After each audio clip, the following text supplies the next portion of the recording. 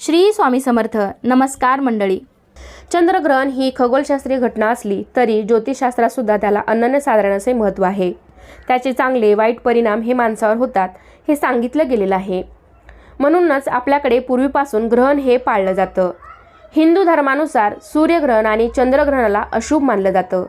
असं म्हणतात की जेव्हा ग्रहण लागतं तेव्हा नकारात्मकता वाढते. त्यामुळे या दरम्यान पूजा किंवा कोणतंही शुभ कार्य केलं जात नाही. ग्रहणामध्ये सूतक काळावर विशेष लक्ष दिले जाते. या काळात काही नियमांचे पालन करणे खूप महत्त्वाचे आहे.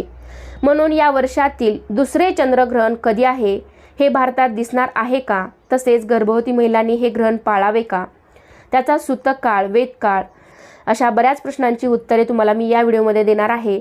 त्यासाठी व्हिडिओ शेवटपर्यंत पहा. चॅनेलवरती नवीन असाल तर चॅनेलला नक्की सबस्क्राईब करा. लगेच व्हिडिओला सुरुवात करूयात. सर्वात प्रथम पाहूया आपण चंद्रग्रहण म्हणजे काय. जेव्हा सूर्य, पृथ्वी आणि चंद्र एका सरळ रेषेत येतात तेव्हा पृथ्वीमुळे चंद्रापर्यंत सूर्यप्रकाश हा पोहोचत नाही.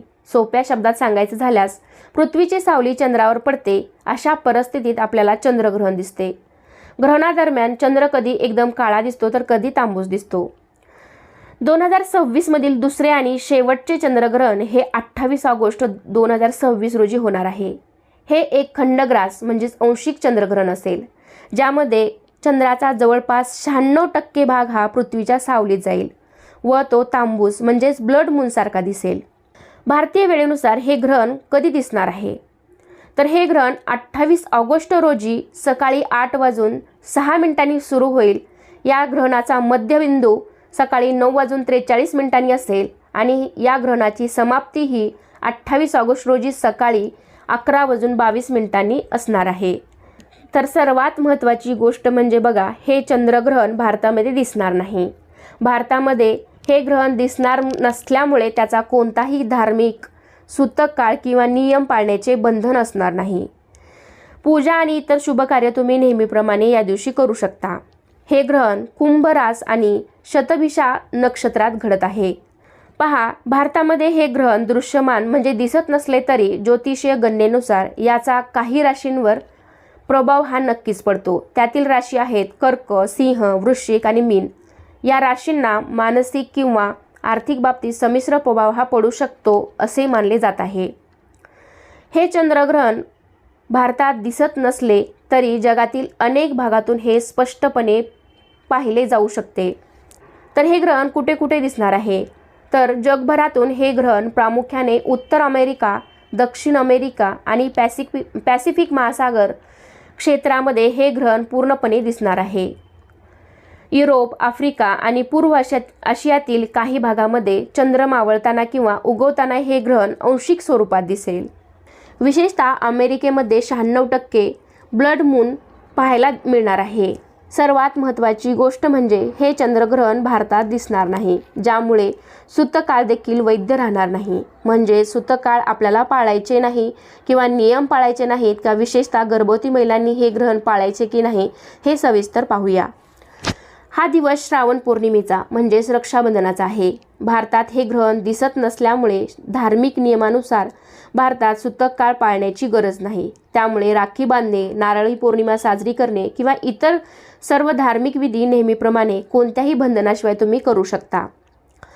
परंतु वैदिक ज्योतिषशास्त्रानुसार हे ग्रहण कुंभ राशीत आणि शतभिषा नक्षत्रात होत आहे. भारतात हे दिसत नसले तरी मानसिक व भावनिक पातळीवर काही राशींवर याचा प्रभाव पडू शकतो.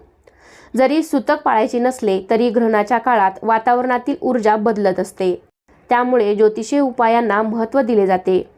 ग्रहण पाळणे म्हणजे खूप कट्टरपणे किंवा काही गोष्टी ज्या आपल्याकडे पारंपरिक पद्धतीने सांगितल्या जातात तसं ग्रहण पाळणं महिलांनी, गर्भवती महिलांनी बिलकुल करू नये. म्हणजेच ब्रह्मांडामध्ये ही घटना घडत आहे. ग्रहण कुठल्याही भागात दिसत असले तरी त्याचे सूक्ष्मकण हे वातावरणामध्ये मिसळलेले असतात. अशावेळी गर्भवती महिला या जास्त सेन्सिटिव्ह झालेल्या असतात. मग अशावेळी या ग्रहण काळात ज्यावेळी ही घटना घडत आहे त्यावेळी नामस्मरण, जप, अनुष्ठान या गोष्टी तुम्ही करू शकता. तसेच हनुमान चालिसा, स्तोत्र, रामचरित्र अशा गोष्टी तुम्ही वाचू शकता, ऐकू शकता. गणपती स्तोत्र असेल, मंत्र, गणपती अथर्व शीर्ष तुम्ही म्हणू शकता, परंतु अगदी जास्त स्ट्रिक्ट हे ग्रहण पाळू नये.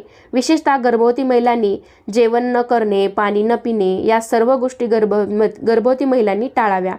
त्यांच्या या ज्या नैसर्गिक क्रिया आहेत, म्हणजेच लघवीला जाणे, टॉयलेटला जाणे, पाणी पिणे, जेवण करणे, या सर्व क्रिया त्यांनी रोखून धरू नये. अशा गोष्टी जर तुम्ही रोखून धरल्या तर तुमच्या होणाऱ्या बाळावर आणि तुमच्यावर त्याचा विपरीत परिणाम होऊ शकतो. तर या गोष्टी गर्भवती महिलांनी कटाक्षाने टाळाव्यात. ज्योतिषशास्त्रानुसार गर्भवतीने त्यांच्या आरोग्याची काळजी घ्यायला हवी. मन शांत ठेवावं, कारण ब्रह्मांडामध्ये ही घटना घडत आहे. हे ग्रहण कुठल्या तरी भागात दिसत आहे, त्यामुळे त्याचे सूक्ष्मकण हे वातावरणामध्ये मिसळलेले असतात. त्यामुळे त्यांनी त्यांच्या आरोग्याची काळजी घ्यायला हवी. मैत्रिणींनो, ग्रहणाच्या दिवशी राहू आणि केतू या पाप ग्रहांचा प्रभाव वाढतो, ते सक्रिय होतात. चंद्रग्रहण ही खगोलशास्त्रीय घटना असली तरी ज्योतिषशास्त्रात सुद्धा त्याला अनन्यसाधारण असे महत्त्व आहे. त्याचे चांगले वाईट परिणाम हे माणसावर होतात हे सांगितलं गेलेलं आहे. त्यामुळे या काळात निसर्गात होणाऱ्या बदलांचा मनुष्याच्या शरीरावर परिणाम होत असतो. त्यात गर्भवती स्त्रिया या 2 जीवांचा सांभाळ करत असतात. बाह्य स्थितीत त्यांच्या मनावर त्याचा परिणाम होऊ शकतो. म्हणूनच गर्भवती महिलांनी विशेष काळजी घ्यायला हवी, असं ज्योतिषशास्त्रात सांगितलं गेलं आहे. हिंदू धर्मामध्ये कुंडलीतील ग्रहांच्या हालचालीवर तुमच्या आयुष्यातील काही महत्त्वाच्या गोष्टी घडत असतात. ज्योतिषशास्त्रानुसार सूर्यग्रहण किंवा चंद्रग्रहण दोन्ही ग्रहण 12 राशींच्या लोकांवर परिणाम करतात. मैत्रिणींनो, धार्मिक दृष्टिकोनातून ग्रहणाची घटना शुभ मानली जात नाही. जर तुम्ही धार्मिक गोष्टीवर विश्वास ठेवत असाल तर तुम्ही त्याचं पालन नक्कीच करू शकता. असं मानलं जातं की ग्रहणाच्या वेळी काही विशेष गोष्टींची काळजी घेतली तर कुटुंबाच्या आणि व्यक्तीच्या जीवनावर वाईट परिणाम होत नाही. धार्मिक मान्यतेनुसार ग्रहणादरम्यान घराबाहेर पडू नये. विशेषतः गरोदर महिलांनी ग्रहण काळात विशेष काळजी घेणं गरजेचं आहे. ज्योतिषशास्त्रानुसार ग्रहण काळात व्यक्तीच्या आजूबाजूच्या प्रत्येक गोष्टीवर परिणाम होतो, ज्याचा व्यक्तीच्या जीवनावर नक्कीच चांगला किंवा वाईट परिणाम होतो. हे टाळण्यासाठी ज्योतिषशास्त्राचे अनेक नियम सांगण्यात आले आहेत. अशा परिस्थितीत गर्भवती महिलांना या काळात काही खास गोष्टींची काळजी घेण्याचा सल्ला दिला जातो. असे मानले जाते की ग्रहण काळात गर्भवती महिलांनी कोणतेही विशेष काम करू नये. असे केल्याने न जन्मलेल्या बाळावर त्याचा वाईट परिणाम होतो. असे कोणते नियम आहेत ज्याचे पालन केल्यामुळे गर्भवती महिलांच्या पोटी येणारे बाळ हे निरोगी जन्माला येईल? तर ते नियम आपण यापुढे जाणून घेऊयात. सर्वात पहिली वस्तू आहे तीक्ष्ण वस्तू. तर गर्भवती महिलांनी ग्रहण काळात चाकू, कात्री, सुया इत्यादी ज्या काही धारदार वस्तू आहेत तर ते वापरणं टाळायचं आहे. असं मानलं जातं की या नियमांचं पालन न केल्यास बाळाच्या कोणत्याही भागाला हानी पोचू शकते. दुसरा नियम असा आहे घराबाहेर पडू नये. गरोदर महिलांनी ग्रहण काळात तयार केलेले अन्न खाऊ नये. असे म्हणतात की जर तुम्ही ते अन्न खाल्ले तर त्यावेळी पडणारे जे काही हानिकारक किरण आहेत तर ते अन्न दूषित करतात. त्यामुळे ग्रहण सुरू होण्याआधी त्या ग्रहणामध्ये तुम्ही तुळशीची पाने टाकू शकता. ग्रहण संपल्यानंतर ते काढून टाका. असे केल्याने ग्रहणानंतरही अन्न शुद्ध राहते. ग्रहणानंतर अंघोळ करणे आवश्यक आहे. ग्रहण संपल्यानंतर गर्भवती महिलेने अंघोळ केलीच पाहिजे, अन्यथा तिच्या बाळाला त्वचेशी संबंधित आजार होऊ शकतात. ग्रहण काळात पती पत्नीने शारीरिक संबंध ठेवणे टाळावे. याशिवाय ग्रहण काळात झोपणे, कोणते औषध घेणे, देवाच्या मूर्तींना स्पर्श करणे टाळावे. तसेच अनादी काळापासून असे मानले जाते की ग्रहणाचा गर्भाच्या विकासावर परिणाम होतो आणि गर्भवती महिलेच्या शरीरात हार्मोनल बदल देखील होतात. या बदलांमुळे गर्भवती महिलेच्या मूडमध्ये स्विंग, चिंता आणि लालसा जाणवते. याला कोणताही शास्त्रीय आधार नसला तरीही हा धोका टाळण्यासाठी भारतात गर्भवती महिलांना ग्रहण काळात घराबाहेर पडण्यास मनाई केली जाते. जर तुम्ही धार्मिक गोष्टीवर विश्वास ठेवत असाल तर तुम्ही त्याचं पालन करू शकता. याला कोणताही वैज्ञानिक आधार नाही, परंतु तरीही तुम्ही तुमच्या बाळाला कोणत्याही प्रकारच्या धोक्यापासून वाचवण्यासाठी हे ग्रहणाचे जे काही 3-4 तास आहेत तर ते तुम्ही नक्कीच पाळू शकता. तर मैत्रिणींनो, जी ग्रहणं भारतातून दिसतच नाहीत ती भारतातून पाळायला देखील मान्य नाहीत.